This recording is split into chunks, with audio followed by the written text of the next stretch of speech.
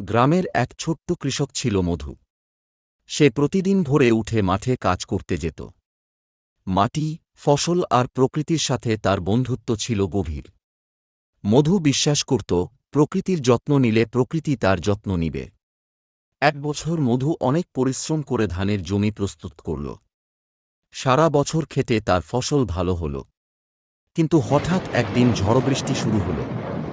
মাঠের সব ধান নষ্ট হওয়ার ভয় মধুর মনে জন্ম নিল। সে হতাশ হয়ে পড়ল। গ্রামের সবাই বলল, এবছর বোধহয় কিছু হবে না। কিন্তু মধু হাল ছাড়ল না। সে ভাবল, প্রকৃতি যেমন কখনো কঠিন, তেমনই দয়ালু। সে ধৈর্য ধরে পরিস্থিতির উন্নতির অপেক্ষা করতে লাগল।